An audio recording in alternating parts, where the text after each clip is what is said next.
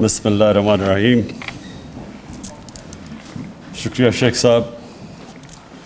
میں آیا تو آج ای پاسپورٹ کی انوگریشن پہ تھا، لیکن بڑی اور بھی آپ نے باتیں کر دی. میں سب سے پہلے ٹیکنالوجی کی بات کرنا چاہتا ہوں. دیکھیں، دنیا میں ٹیکنالوجی نے جو سب سے بڑا کام کیا ہے، لوگوں کی زندگیاں آسان کی ہے. اور سیکنڈ جو سب سے بڑا کام کیا ہے کہ جو کیپیسٹی تھی آفیشلز کی کرپشن کرنے کی، وہ ٹیکنالوجی کی وجہ سے وہ کیپیسٹی ختم ہو گئی. جتنی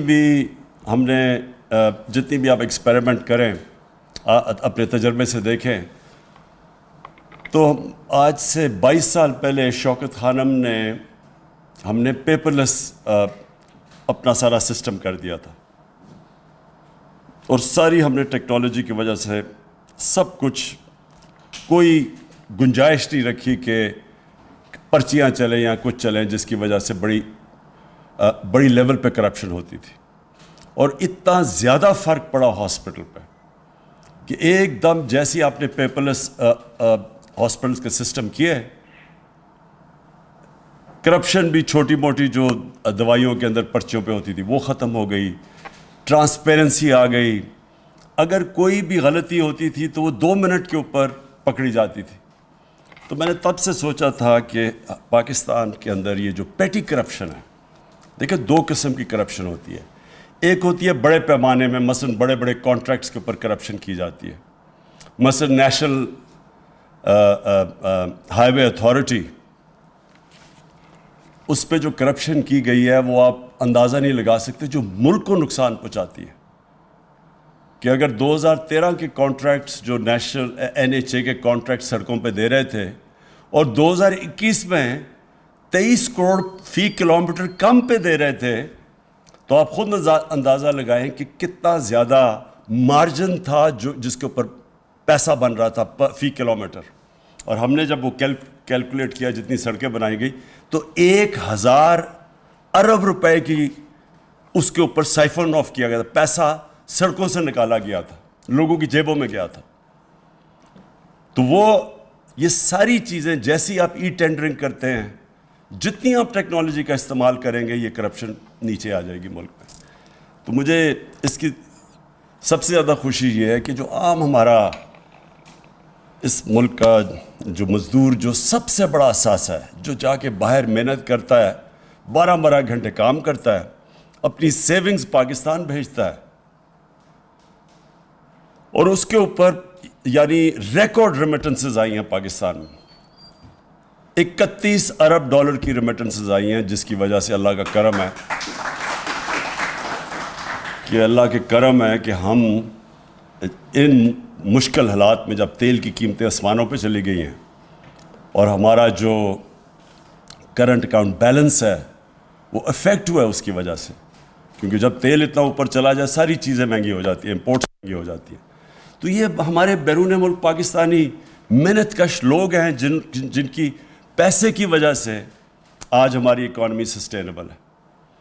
تو ان کے لیے جتنی بھی ہم آسانیاں پیدا کریں، ملک کا ہی فائدہ ہے، انسانیت کا بھی فائدہ ہے، کیونکہ وہ غریب ترین لوگ ہوتے ہیں.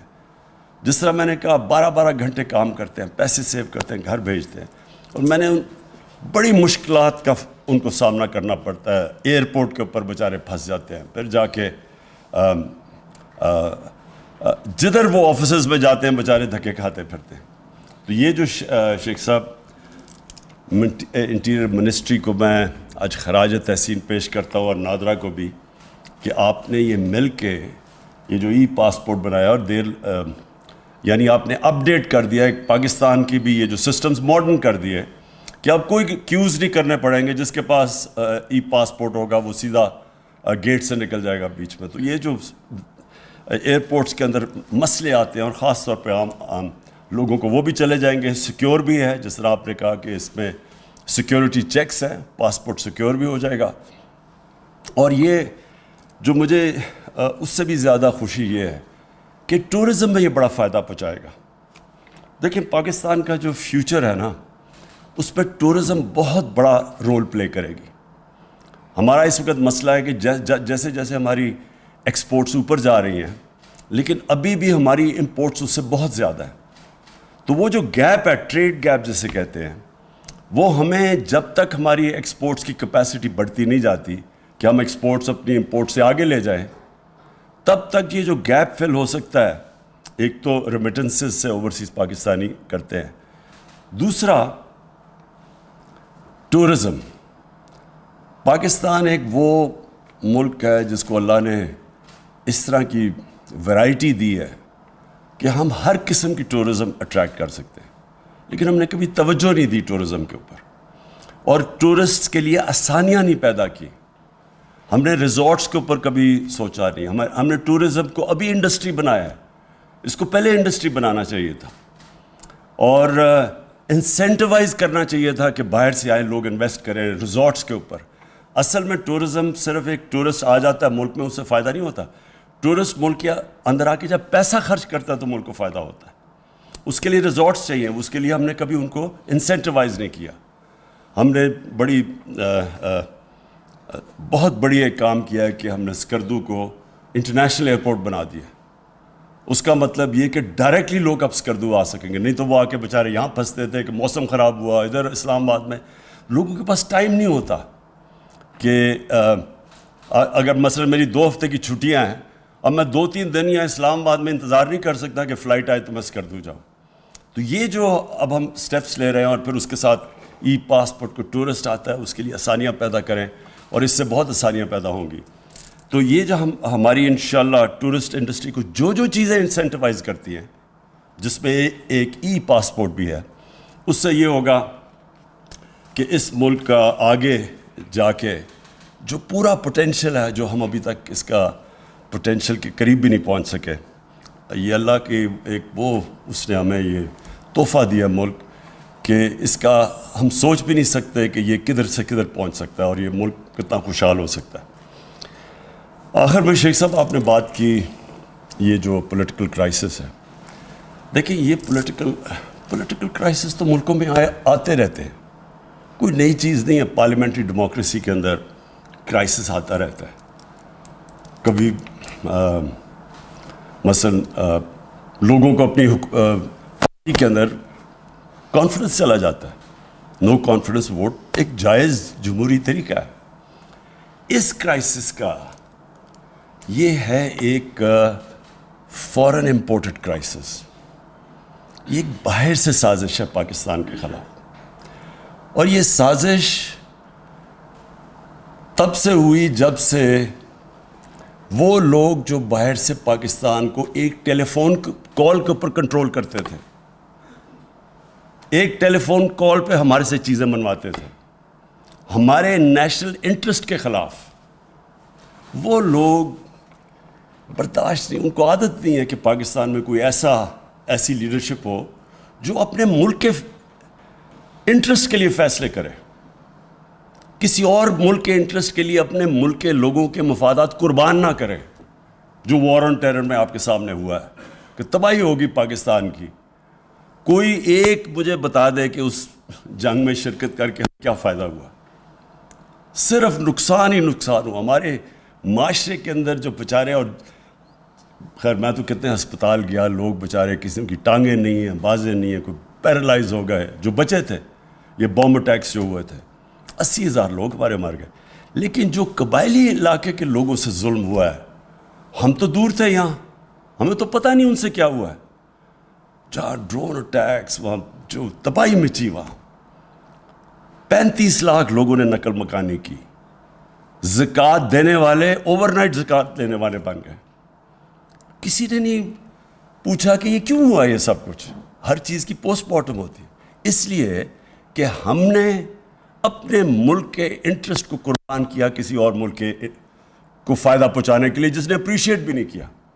تو اس لیے عادت نہیں ہے ان کو، باہر کے لوگوں کو عادت نہیں ہے کہ پاکستان میں ایسی لیڈرشپ ہو جو اپنے ملک کے مفادات کو آگے رکھے. انڈیپینڈنٹ فارن پالیسی کا مطلب ہوتا ہے ایک فارن پالیسی جو اپنے ملک کی انٹرسٹ کو آگے رکھتی ہے.